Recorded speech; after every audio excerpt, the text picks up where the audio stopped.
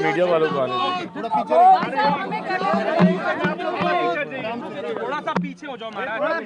चलिए your first reaction, आपको food processing ministry मिली है मोदी गवर्नमेंट में।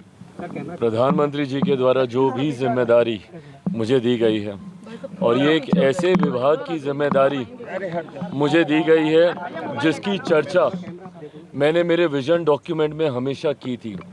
मैंने बिहार फर्स्ट, बिहारी फर्स्ट में जो मेरा विजन है उसमें मैंने हमेशा इस बात का मैंने जिक्र किया था कि प्रोसेसिंग यूनिट्स जब तक हमारे प्रदेश में नहीं लगेंगे, खैर अब तो खैर देश भर की ये बात है, देश भर में जब तक नहीं लगेंगे तब तक हम लोग सही मायनों में जो उत्पादन हमारे किसान करते हैं उसकी सही कीमत उनको नहीं मिलेगी।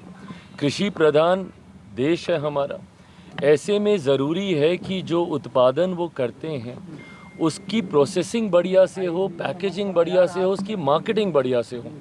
मैं एक दो उदाहरण अपने राज्य के मैंने हमेशा दिए। बिहार में जिस क्षेत्र से मैं आता हूँ, हाजीपुर, केला वहाँ का इतना मशहूर है, पर वो केले की अगर प्रोसेसिंग हो, उसके चिप्स बनते हैं, अलग अलग चीज़ें बनती हैं, ऐसे में इन यूनिट्स का बहुत बड़ा योगदान है। मखाना आज देश में ही नहीं दुनिया में आज उसकी पहचान है, जाना जाता है, उसके प्रोसेसिंग यूनिट्स लगने की ज़रूरत है। ऐसे में मुझे लगता है ना सिर्फ ये देश में बड़े तादाद पर रोज़गार के अवसर देंगे, जितने ज़्यादा इस तरीके के यूनिट्स हम लोग ला सकें, और आने वाला समय मैं मानता हूँ इस विभाग का है। आज भी अगर आप देखें तो दुनिया के बनस्पत ना के बराबर प्रोसेसिंग यूनिट्स हम लोग के पास हैं, और ये समय आज की तारीख में प्रोसेसिंग का ही है। आप विदेशों में जाइए, जिस तरीके से प्रोसेस आइटम्स आपको मिलती हैं, ऐसे में मुझे लगता है कि भारत में ख़ास तौर पे इसका बहुत बड़ा स्कोप है।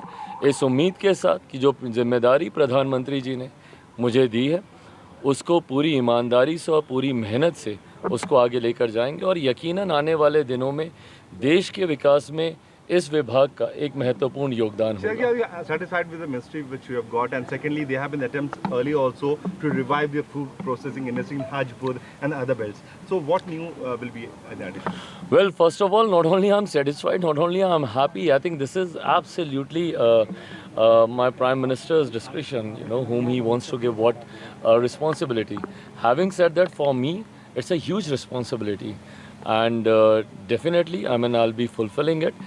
Yes, I'll be needing some time before I can understand and I can study the whole department, and then only I can comment in detail over these things. NDA की जो अलाय पार्टनर है, बड़ी ministries की जो expectation थी वो नहीं है, वो बीजेपी ने अपने पास रखी है, तो कोई रिसेंटमेंट तो नहीं लगा? भाई, मिनिस्ट्री ना बड़ी होती है ना छोटी होती है। मिनिस्ट्री मंत्री की काबिलियत से पहचान होती है, कौन मंत्री किस मंत्रालय को अपनी क्षमता से आगे लेकर जाता है। मुझे नहीं लगता ऐसे, उदाहरण तो मेरे घर पे ही है। मेरे नेता, मेरे पिता आदरणीय रामविलास पासवान जी ने अनेकों मंत्रालयों की जिम्मेदारी तब संभाली जब संभवतः उन्हें कोई जानता भी नहीं था, और वो जिम्मेदारी निभाने के बाद वो सो कॉल्ड बड़े मंत्रालय बन गए। ऐसे में मैं मानता हूँ कि हर मंत्रालय एक बड़ा मंत्रालय होता है।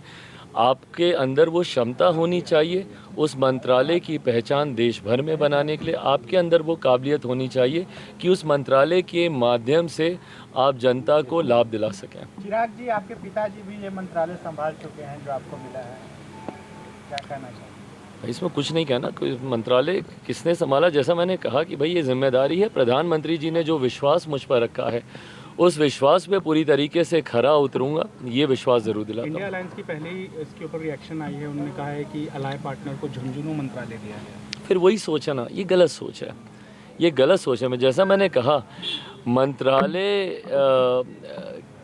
की पहचान जो मंत्री हैं वो उसको किस तरीके से आगे लेकर जाते हो। मैं बार बार कहता हूँ, मेरे पिताजी ने कई ऐसे मंत्रालय संभाले जो जब उनको दिए गए तो कई लोगों ने इसी तरीके की बातें उस वक्त कही जाती थी, और उस मंत्रालय से उनके जाने के बाद सबसे महत्वपूर्ण मंत्रालयों में से वो हो गया। मैं अगर टेलीकॉम की भी मैं बात करूं, सन 2000 की मैं बात करूं, उस वक्त BSNL को लाना और ये सारी चीज़ें करना, ये मेरे नेता के द्वारा ही किया गया। टेलीकॉम में जब वो गए, आज ये जो मोबाइल फ़ोन हम लोग हाथ हाथ में हम लोग देख रहे हैं, उस वक्त मेरे पिता ने बयान दिया था कि एक दिन ऐसा आएगा जब बैगन के भाव मोबाइल फ़ोन बिकेंगे। लोग उस वक्त उनका मजाक उड़ाते थे। उन्होंने कहा था हर रिक्शा वाला, हर ठेले वाला के हाथ में मोबाइल फ़ोन होगा, और ये ऐसा दौर था जब इनकमिंग का भी पैसा देना पड़ता था। तो ऐसे में उनकी वजह से आज ये मोबाइल घर घर पर पहुंचा। तो आपके अंदर अगर वो विज़न है, वो सोच है, अंतोगत्वा लक्ष्य सबका जनता की सेवा है, जनता को लाभ दिलाना है। ऐसे में अगर आपके पास वो विज़न है, मुझे लगता है कि हर मंत्रालय के माध्यम से आप वो कार्य कर सकते हैं। जो विपक्ष ये कह रहा है कि सहयोगियों को दे दिया गया है झुनझुना, ऐसे में मैं नहीं मानता कि कोई भी झुनझुने वाला मंत्रालय है। हर मंत्रालय की अपनी काबिलियत और अपनी क्षमता है। अलाय पार्टनर को रेलवे मिनिस्ट्री के दो रेलवे मंत्रालय ना मिलना आपको लगता है कि बीजेपी ने अपने पास रखा है, उतना डेवलपमेंट हो बीजेपी ने अपने पास नहीं रखा, ये पूरी तरीके से प्रधानमंत्री जी का अधिकार क्षेत्र है। अंतोगत्वा उनको देश को जवाब देना है।